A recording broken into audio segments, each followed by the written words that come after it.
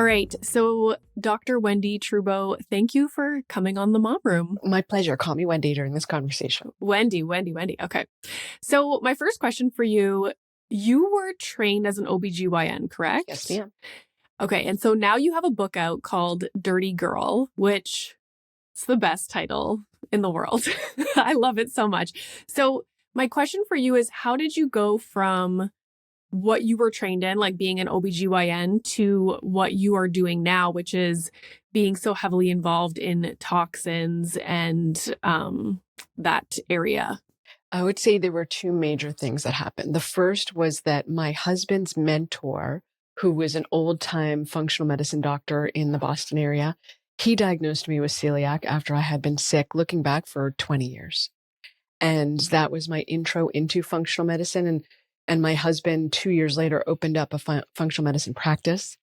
And after experiencing it and then seeing that we were doing it on a mass scale, I decided that that's who I wanted to be when I grew up and I was growing up. So I left traditional OBGYN and then only did gynecology for women in the office, gave up all surgery, all delivery, and did functional medicine. And then I did that for years, probably 13 years. And then in 2009, I hit the skids. Wait a minute. No, I've got my years wrong. In 2019, I hit the skids again. And I lost half the hair on my head and I gained a whole bunch of weight and my brain wasn't working and I was super fatigued and I had a rash and I was just messy. And the bottom line is that I had been exposed to lead when I went to France right after Notre Dame burned. I got a huge lead exposure and I was really sick. And that was the straw that broke my back. So if I had been cleaner going into Notre Dame, maybe I would have or wouldn't have noticed. I don't know. But I was just barely hanging on and I was perimenopausal and it was just a really bad combination. So I got extremely ill. And that had me realize that we're all getting deluged with toxins. It's like standing under a waterfall every day. And if we're not optimizing the excretion and the drainage in our gut and our life, then we can't handle exposures, but we always get exposures. I have two questions. The first one, what was your experience with celiac? Because so I talk about my digestion all the time on my platform. And I get so many messages from people being like, go get tested for celiac, because I think oftentimes people think of celiac as you eat gluten and then you have diarrhea. But people are telling me in the DMs on Instagram that it can be a wide range of issues that you're experiencing. So yeah, it's so funny. I was sick for at least 20 years. When I was 15, I'm almost 53. Actually, next week I'm turning 53. Wow. So by the time this launches, I will be 53. So anyway, when I was 15 years old, so a long time ago, I had really nasty iron deficiency. And I took iron up the wazoo and didn't do squat. And I also had reactions to peppers, garlic, and oranges. Those are the three foods I could identify. This was back in the 1980s when nobody's talking about this stuff. And I could not eat those foods because I got searing stomach pains. Okay. None of that's related to gluten, except that by the time I was in my 20s, I had bloating, terrible gas, Renee, like room clearing gas that I literally just thought everyone else had a better cork than I did. I had constipation. Sometimes I would have diarrhea. It was like a free for all. You get what you get. I had brain fog. I was wasting. I had tons of nutrient deficiencies. So when I actually got blood drawn, I had vitamin D deficiency, B12, folate deficiency, iron deficiency. I had all these nutrient deficiencies. And that's a hallmark of celiac because you don't absorb. And, people don't think about wasting or being overweight as a sign of celiac, but because you're not absorbing your minerals and nutrients, you're either going to waste or you're going to hold on to everything in the hopes that you'll get something that would be useful. So yeah, I didn't have osteoporosis, but that's another hallmark of celiac because when you don't have the minerals and nutrients, you can't make the bone. So that's a hallmark. My dad has celiac and he was diagnosed in his 50s because he was rollerblading with my brothers who were a little bit younger than me and he fell and he broke a hip. And 50-year-old men do not break their hips. Right. So they were like, what's going on here? So they looked, he had osteoporosis. And then they said, well, what's the cause of osteoporosis? Celiac. So he was diagnosed in his 50s.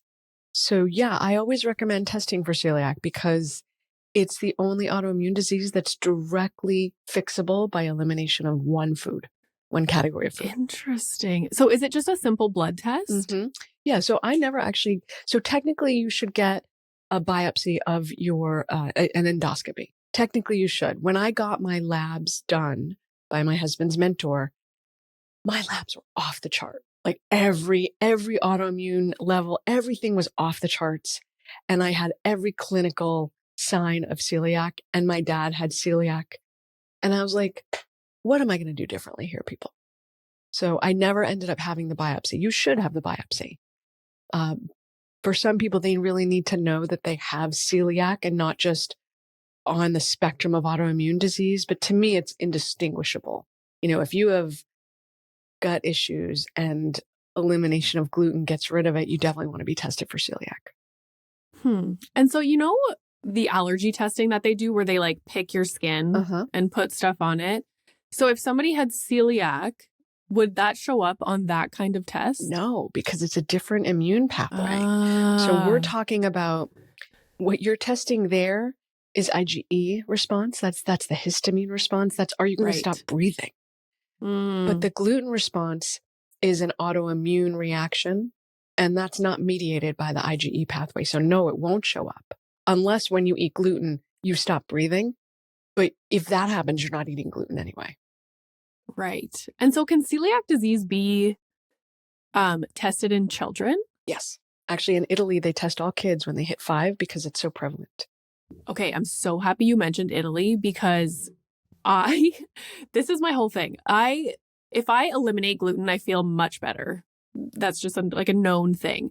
But for me, when I start reintroducing it, I don't necessarily get those symptoms back for a little while. And I always explain it to people as I think it has to build up in my system for it to have effects, like the bloating, the gas, like all that stuff. Yeah. I lived in Italy for 3 months, and all I ate was pasta and pizza, never had an issue. The gluten is different in Italy. In Europe, it's actually, not fair. The gluten is different. They don't allow as many pesticides. It hasn't been hybridized. So back in the 1950s, there were food shortages. So the scientists were scrambling to find ways to make the wheat grow faster. So it's not genetically modified per se. They haven't introduced or taken out genes, but they've hybridized it, which means they specifically bred it so that it would grow faster, be drought resistant, not fall over when it gets too tall. But when they did that, they multiplied the gluten content. So it's more allergenic than it was 100 years ago. So yeah, definitely other countries, you tend to do better. And it can be, and it's not so much that it accumulates in your body as your body gets primed to continue to respond. And then you cross your line and you start to have the discomfort. So I'm a huge fan of test, don't guess, largely because when you're looking at reproducing, it's a genetic issue. There's a very small portion of people who can get celiac without having the genes, but it's crazy small. Normally, if you have celiac, you have the genes and they pass to your offspring, 50-50 chance. So if you have the genes and you have celiac, you want to know so that you might not feed your kids gluten. You might minimize it. In fact, when I got diagnosed with celiac, I said, I'm not going to have gluten in my home because there has to be one safe place in the world where I'm not excluded. So and my husband's very supportive. So we got rid of gluten in the home, but I had 2 young children at the time. I was diagnosed when my second was just born. She was a newborn. So fast forward, they go to daycare, and daycare has the worst food, literally, like bright green cookies for St. Patty's Day and just ridiculous stuff. So my kids were 2 and 4, and they had gotten gluten at daycare. Not, I didn't feed it to them, but they got it at daycare. My in-laws would give it to them. And we go out to dinner with my mom and her husband at the time. And I knew that the sauce on the rice had gluten because that's how you thicken things. You add wheat to it. Okay, so I don't eat the rice with the sauce. My kids eat the rice with the sauce. And it was like a 15-minute drive. By the time we got home, Renee, they were both like, oh, my stomach hurts. My stomach hurts. So they both run into the bathroom. Remember, they're little. And they're both back to back on the toilet having diarrhea. Oh, I looked at my husband. He looked at me. And I was like, they're sensitive to gluten. yeah. So we didn't test them for celiac. And we should have, because they're now 17 and 19 and they're still crazy sensitive to gluten. So I say to them, just consider yourself a celiac, because Yeah. my father and my brothers both have celiac. My cousins all have gluten sensitivity. It's a particularly nasty gene that we inherited. So Yeah. just consider yourself as having celiac. So for people who are listening who hear the term functional medicine and they're not sure what that even means, can you explain a little bit about what that is? Yeah, I think they named it as a rip on traditional medicine that's so dysfunctional. That's what I think, but I don't know for sure. But functional medicine takes the approach that you are not deficient in medications. You might be nutrient or mineral deficient. You might be eating something that's not working for you or living in a way that's not working for you. But functional medicine looks to get understanding of what is going on and then fix the real problem, not fix the symptom of the problem, The root cause. the root cause. Interesting. And so how does one become a functional medicine practitioner? Is it like I think you have to philosophically believe that right. you're not deficient in medications, right? Nobody showed up in my office deficient in a high blood pressure medication. Yeah. Not happening. So I think you need to believe, first off, that there's a different way and that we lost our way and now it's time to get back to basics. So that's the first. And then you practice, right? So it is a branch of medicine. It has its own training program. It has its own practice. And so you essentially take classes, dip your toe in, test a patient for something, see the impact, do a little bit more, experiment on yourself. And we have currently 5 medical providers in our practice. So it's a good sized practice. We have like 24, 25 employees. And so we only do functional medicine. Love that. So I want to talk a little bit about toxins. I feel like, we hear the term a lot, but maybe we don't necessarily know what that even means. So what is a toxin, and what are some things that would be in our environment that are toxins that we wouldn't even necessarily consider to be a toxin? Okay, this is the horrifying part of the conversation, just for the listeners, right? There's nothing dirty, or I'm not going to swear, but this is the part where you're like, oh my God. Okay. Yeah. So let's use the terms interchangeably. Toxin, toxicant, anything that causes you harm or dysfunction. So I say it like that because we all have somewhere between 60 and 80,000 thoughts a day. And your thoughts can be toxic for you. So I don't want to limit it to, it's only the things I'm about to talk about. It's also the way you think. And are you sleeping enough? And are you eating food that's not working for you? Are you spending time with people who are toxic for you? It's your whole life.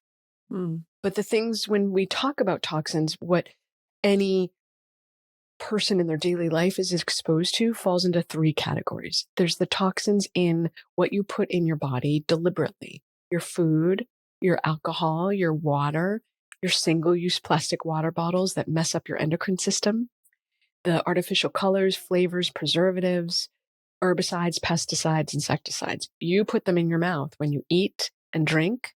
So that's the first way you can get exposed.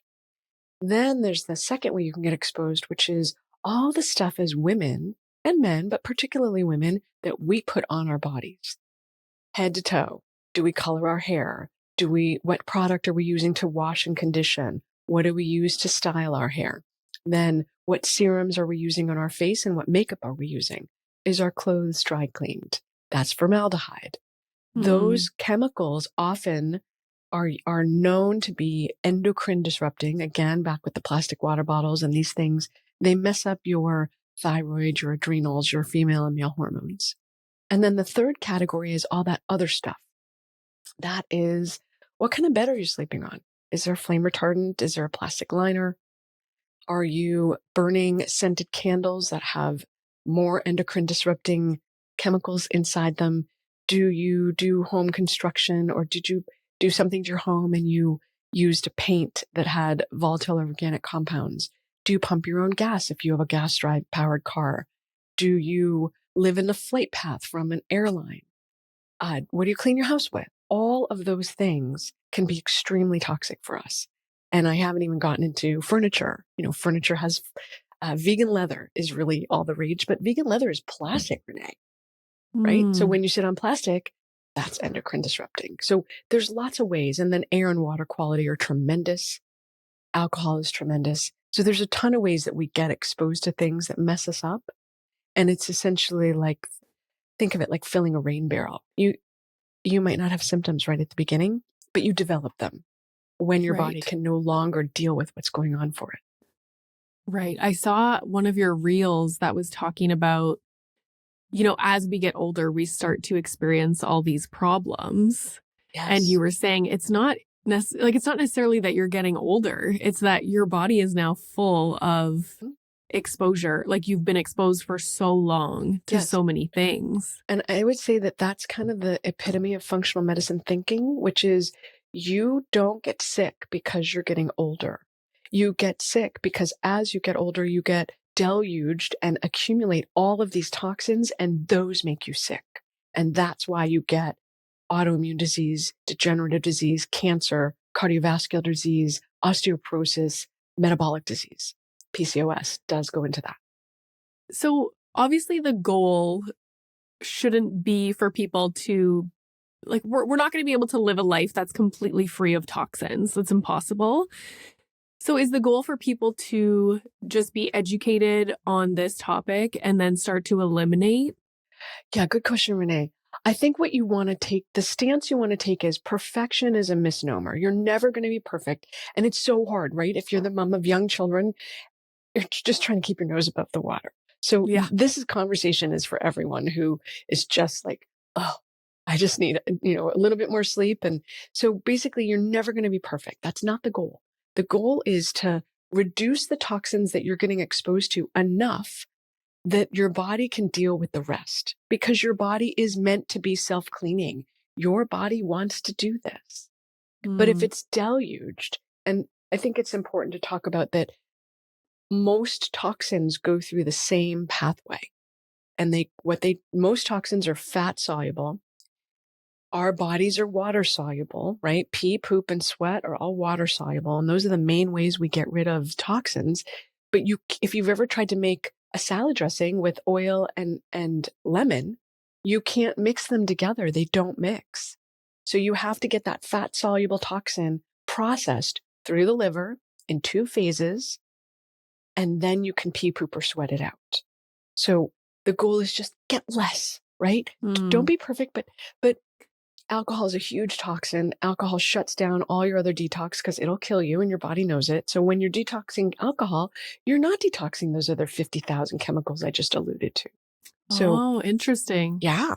Interesting and horrifying, right? So if there's one thing you remember from this conversation, or 2 things, I would say minimize or eliminate your alcohol because it messes up your system so badly. And 2, everybody eats every day.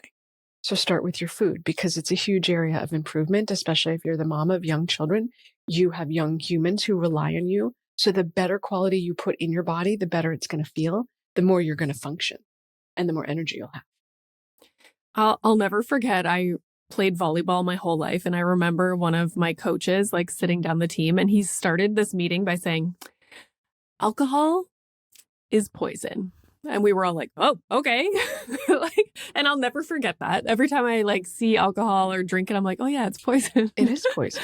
It totally is. Yeah, for sure. Well, that's why it has the effect that it does on your body, So let's talk a little bit about toxins and inflammation. So I'm obsessed with the topic of inflammation. Even right now, I'm fighting a sinus infection. And so I'm cutting out everything that can promote inflammation, like extra sugars, like gluten, dairy, all the stuff. Yep. I don't know that people actually understand what inflammation is in the body. When I hear inflammation, I'm like, okay, things getting inflamed. But inside of our bodies, what does inflammation actually look like? What does it do? Yeah, so you're talking about the effect of inflammation on one system. So inflammation is imbalance. Inflammation is overload. Inflammation is challenge. And your body, I mean, the body's magical and it has a kind of set number of things it can do.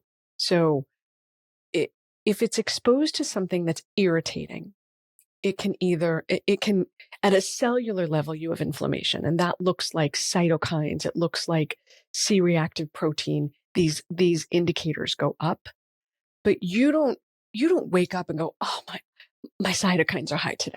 No, you wake up and you go, oh, I don't feel well today. I feel sluggish, or my allergies are bothering me, or my gut's bothering me. I'm constipated, or I have diarrhea, or my periods are off, or I'm bloated. You notice the clinical effects of inflammation.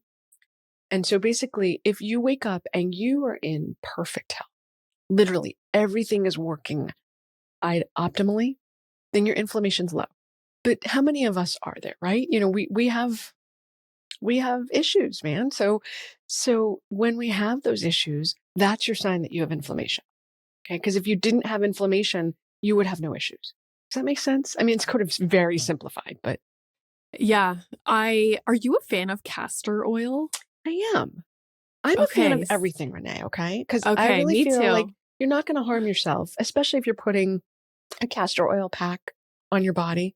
I took castor oil when I wanted to go into labor with my kids, had a good clean out.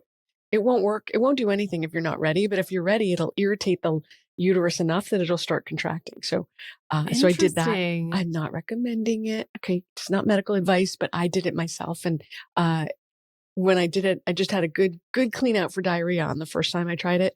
And then same kid a couple days later tried it again. It kicked me into labor. So I love castor oil. Yeah, I feel like, so I discovered it recently and I suffer from constipation all the time. So I'm always doing whatever I can to get that sorted. And so my nighttime routine for a while was eat 2 kiwis, do the castor oil on my stomach, like massage my stomach with the castor oil, put a heating pad on for like while I'm watching TV, and drink a peppermint tea. And it was like life-changing. Magical, right? Yes. It's a little bit messy, but no, I couldn't believe how effective it was. And I was like, how are more people not talking about castor oil? And then a lot of people, again, on Instagram in my DMs were saying it's really good also because I get ovulation pain, I get period cramps, and really something that is common among women who have had children a few years later, really heavy periods. Like really heavy. And I know you talked about this on your Instagram because I wrote it down. I was like, oh my God, like this is what I'm experiencing right now. Like debilitatingly heavy periods to the point where I can't go out shopping because like I need to be near a bathroom every like half hour. It's the waterworks. Wild. It's a waterworks. Yeah. Never in my life have I bled through like a tampon or anything. And now it's like regular basis. I would recommend a cup, because that'll hold a bigger amount. I tried the disc. I couldn't get it in properly, but that's my next Keep thing practicing. I'm going to try. It's like I don't know if you remember trying to use tampons like, you know, a long time ago. It's not usually the first try when you get it. You kind of have to practice it. So definitely practice it.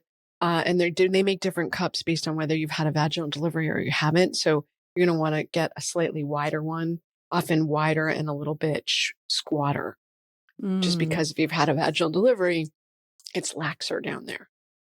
So anyway, yes, I am. So when you talk, Renee, what I hear is, oh, you'd really benefit from a functional medicine consult. Oh, 100%. All that stuff is fixable. Right. And it just indicates something's out of balance, and it's all the same issue. The gut, the menstrual things, the vagina, the gut, and all menstrual things are all the same problem, same imbalance. Yeah, I do see a naturopath. So what I struggle with is I struggle with digestion, like constipation, and then I struggle with the periods now.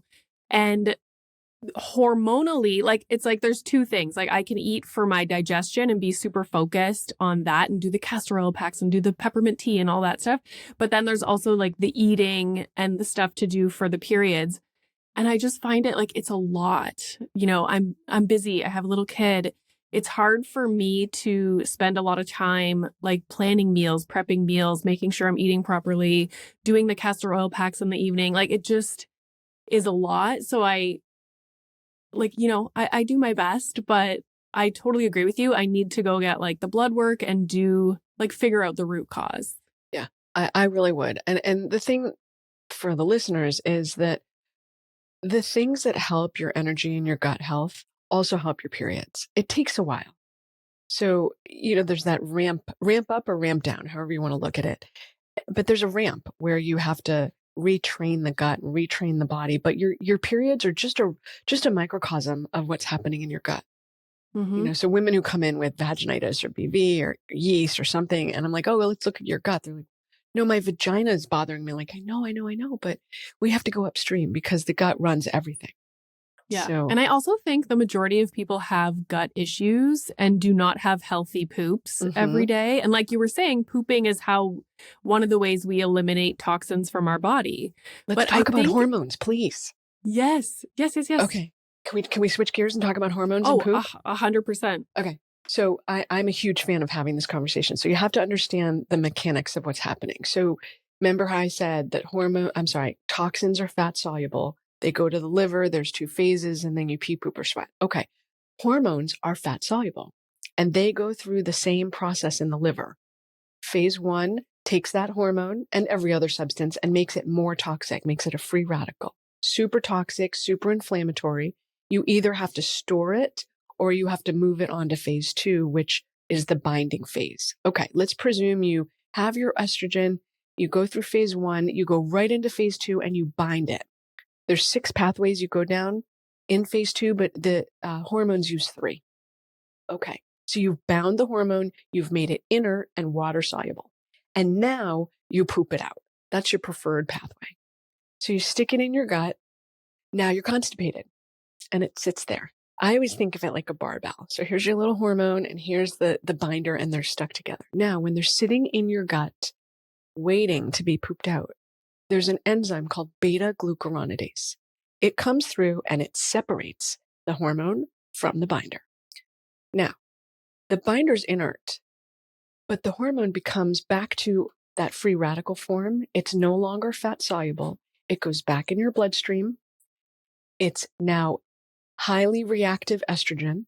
This is estrogen dominance. This is heavy periods. This is clotty periods. This is severe PMS, breast tenderness.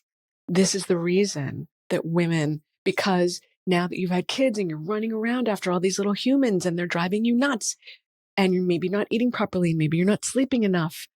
And don't hear this like you're bad and wrong. You're not. You're human. You're just doing your best as a human.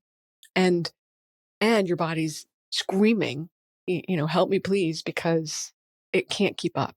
So when you back up, you go, okay, you have to poop regularly so that hormone's not sitting, waiting to be disconnected and then recycled, because then your liver has to deal with it again, by the way. Or you store it in the fat. That fat gets angry fat. Angry fat is inflammatory. So you want to make sure you process that hormone and get it out by supporting the liver and supporting the gut, avoiding gluten. My favorite things for this, we actually custom formulated something because we were like, everybody has this. Nobody poops properly. Everybody has estrogen dominance. How do you know? Breast cancer, uterine cancer, fibroids, heavy periods, bad PMS. This is estrogen dominance. We want to fix this. So you want to support the liver, inhibit that enzyme, and then promote movement in the gut. There you go. Boom. So really important to deal with constipation. Constipation is the root of all evil, basically. Oh my God. I know. I'm sorry. It's like there's an opportunity here, though, right? I know. It's horrifying, but there's an opportunity. It just blows my mind how everything is connected. Yes. We're totally connected.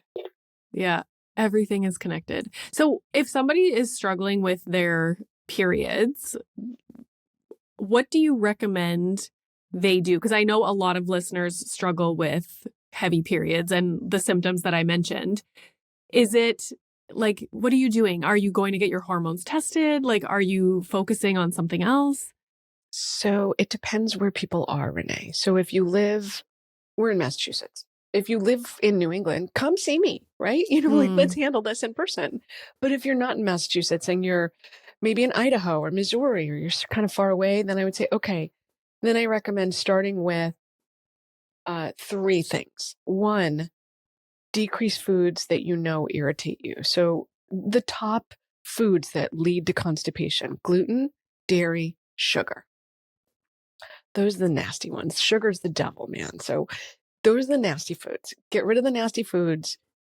Don't serve it to your kids even. Just be like, I'm sorry, we don't eat that. There's lots of substitutes. So substitute out, minimize the sugar, decrease or eliminate gluten, and decrease or eliminate dairy, because those are the nasty ones. Or do an elimination to see what are you actually reacting to.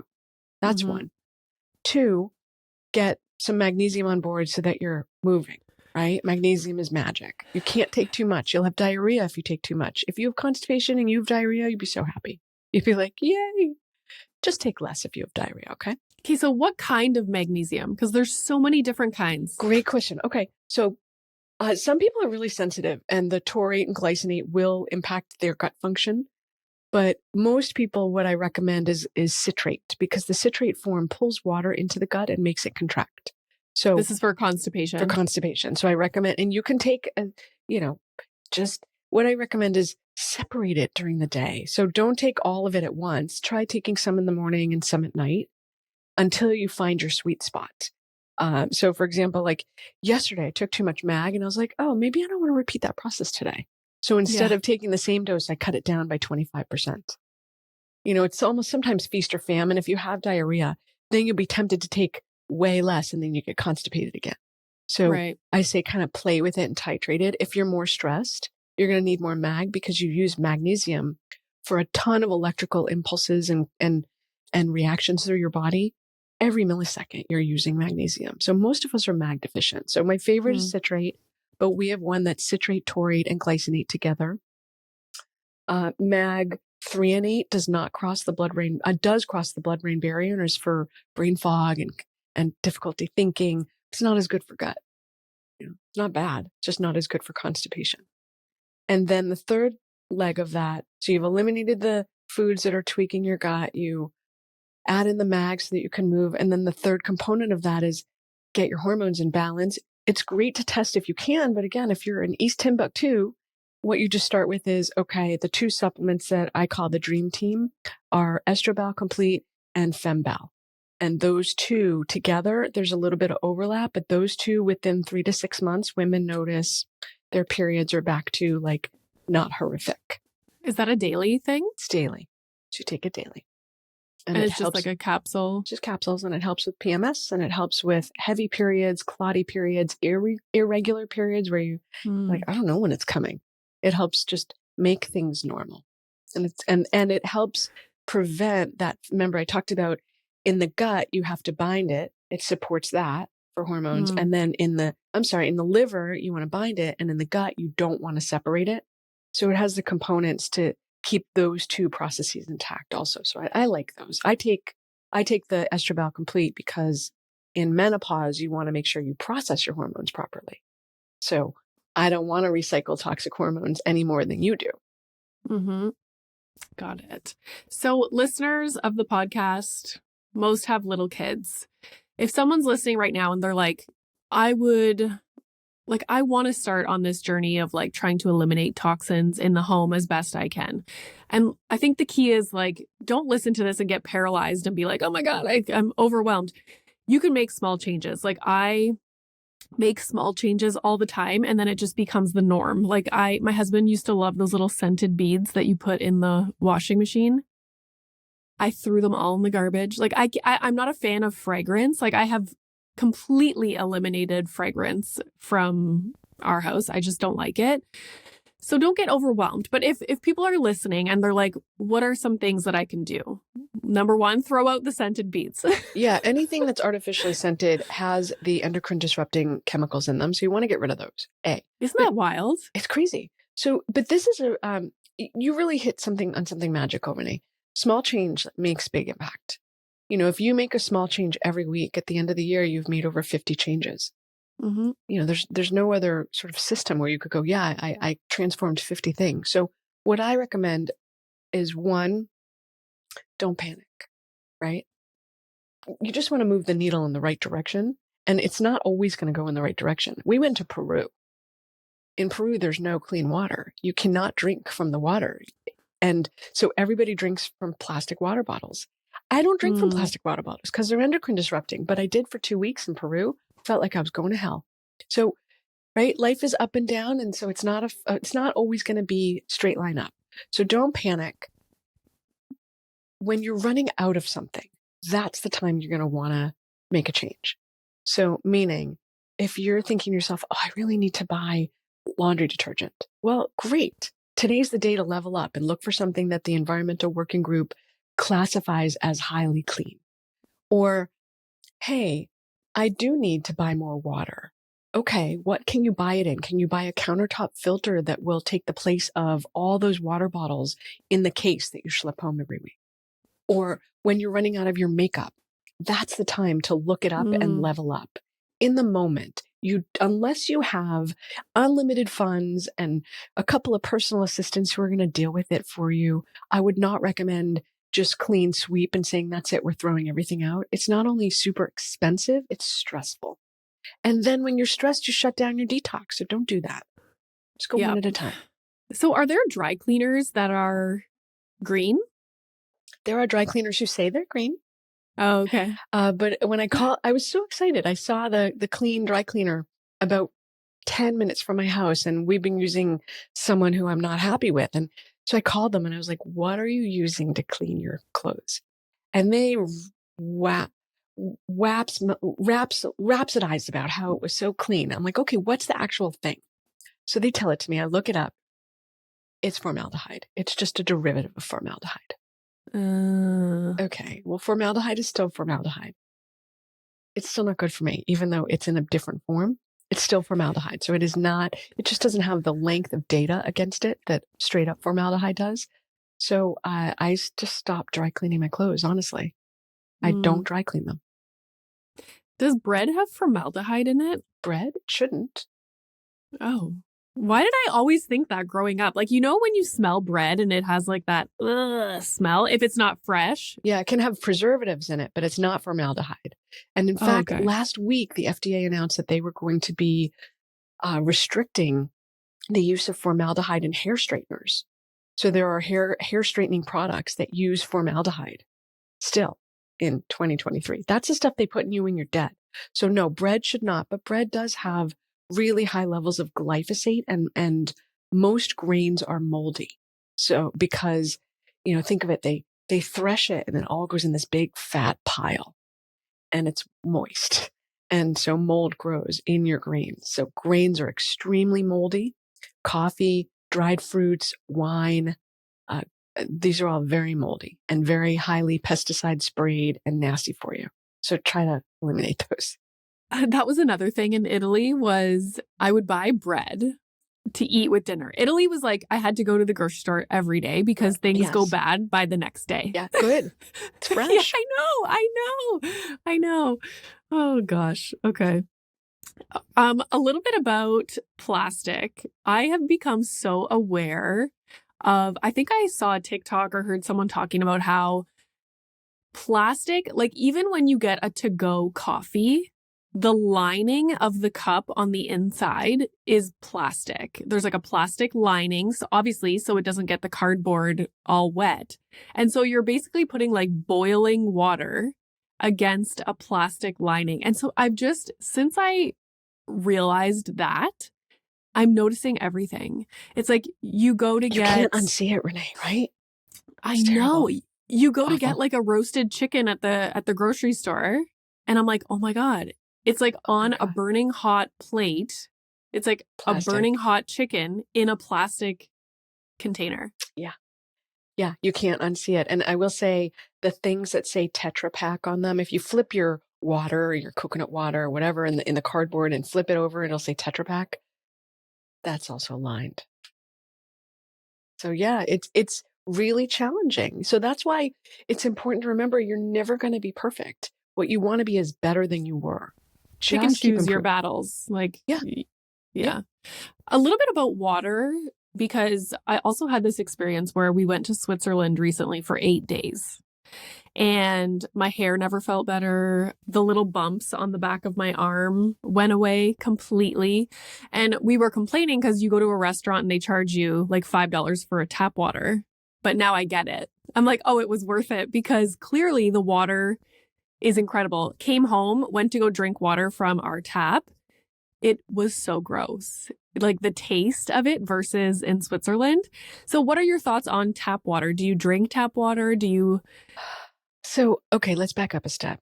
In 1989, there was a study in Massachusetts, where I'm from, that tracked up to 50% of deaths to air quality, and 1 in every 6 deaths to air or water quality. Wow. That what we're breathing in and what we're drinking is so impactful for us. So I've gone through I kind of glossed over how sick I was, but I was really sick, Renee. And I went to work because I had to and because we're self-employed, but I was really ill. And so once I figured out that I had been essentially drowning in toxins, I've been spending the last 4 years systematically peeling it off. And so one of the things that we did do, we live in a municipality, and we tested our water and it looked pretty good. And the municipality tests the water, and we specifically personally tested the water. It looked okay. But I said to my husband, air and water quality, man, these are really important. So we put in a whole house water filter. And whole house water filters do not do reverse osmosis, because otherwise you would have, just like a drip for your faucet, because it would kill the water pressure. But we did it for particulate matter and to get rid of just anything we could. Okay. So we thought we had pretty good water. We put this in, and the water quality changed when we put this filter in. It felt silky. We didn't add anything. We simply filtered out the stuff, thinking we had pretty good water anyway. So I'm a huge fan of filtering your water, even if you think it's good, because what we noticed was not only did the taste change, but the quality changed. And the producer of the water filter, we use an Aquasana water filter in our home, and they said, okay, you need to change the pre-filter once a year and the big filter every 2 years. Well, guess what? It doesn't last that long.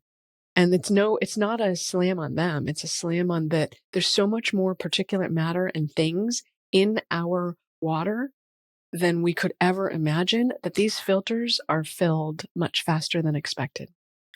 So I'm a huge fan of that. We also put in a charcoal filter at the kitchen sink, where we, I said to my husband, next time we're putting a pot filler with a filter on it. We don't have a pot filler or a filter on the pot filler because we don't have a pot filler. But next time we ever redo our kitchen, we're going to put a pot filler with a changeable filter on it. And then we're redoing our bathroom within the month, and we're going to be putting a reverse osmosis filter in the bathroom, or a charcoal, depending. I'm not sure which one. It depends on what's going to fit. But we are going to put a filter into the bathroom, because those are the 2 places we drink from.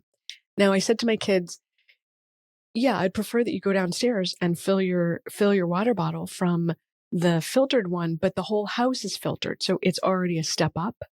And so I do believe in doing your best, and don't make yourself crazy. Right. Right. Like, if you don't have bandwidth for it, don't think about it right now. Deal with it later. Yeah. Yeah. Totally. I totally agree. It's just, I've been on this like water kick lately. As you should be. It's so funny. I discovered hydrogen water, and I was like, oh, I want to get it. So it arrives at my house. It's in plastic. I'm like, I'm not drinking that. As good as hydrogen water. So now we're looking at what are other ways we can do hydrogen water that don't involve a plastic water bottle. I threw it out. I'm not having that. I throw stuff out all the time, and I threw out, my kids came home from camp with the hard-sided, the Nalgene plastic water bottles, and they're hard, but they're still plastic. And my husband's like, but we're going to go camping. I'm like, first of all, you go camping once a year. And second of all, we have stainless steel water bottles that are about the same heaviness and don't give you the chemicals. And the kids drink from it every day, and you drink from it once a year, and I'm not having it. So I threw it out. And my husband was so horrified. He's like, how could you? He's an immigrant, right? He grew up with no money, no furniture when he first came to America. He remembers those days. So it's hard for him to throw stuff out. And I feel like I don't really want to be contributing to the landfills, but on the other hand, if it's not serving me, why do I hold on to it? Yep. I completely agree. Yeah. So I thought we could end with you telling us about your book, Dirty Girl, and if people picked it up and read it, what kinds of information, like what's in your book and who did you write it for? I wrote it for every human who lives on this earth and is getting overloaded with toxins and doesn't know it. So everybody? I was if you live on this earth, it's meant for you. I was the poster child for healthy living. And when I got so sick, I was like, come on, man, I am the poster child for healthy living. Why do I have all these issues? Look, we've been eating organic, exercising, managing stress. I don't have a lot of toxic people in my life. Like I really have a great life. And how am I so sick? So it's meant for every human who I don't want them to go through what I went through because it was awful. And it's meant to be a roadmap so that you can systematically start to peel off the ways that you're getting chemical exposures, food issues, alcohol, makeup, cleaning products. It's meant to systematically clean that out of your life. Again, you're not going to be perfect, but you want to be better so that your liver can deal with it. So it's called Dirty Girl. Ditch the toxins, look great, and feel freaking amazing. And the easiest place to get it is off of Amazon, but I do highly recommend if you're going to get it, not to just look for Dirty Girl, because that might not get you the book, right? You're going to get something other than the book if you go for just Dirty Girl. So don't just Google that. No, you're going to hit the filters for some of those things. So do Dirty Girl Trubow, which is my name, or Dirty Girl Detox book. It's bright yellow. Can't miss it. And we actually have, for the listeners, if you want to read chapter 1, and because you're not sure you want to buy the book, chapter 1 of the book, a quiz to see how toxic you are, as well as a non-toxic guide to healthy living, is all on our site at drwendie.com/gift. And that way you can get started, right? Just be in the game. Don't stop being in the game, whatever way you can. Well, thank you so much for coming on. I feel like I could talk to you all day about all these different topics. It's so interesting to me. And yeah, listeners, don't get overwhelmed. Just, absorb the information and do what you can. And that's it. But yeah, thank you so much for coming on. It was a pleasure to talk to you. Thanks for having me on.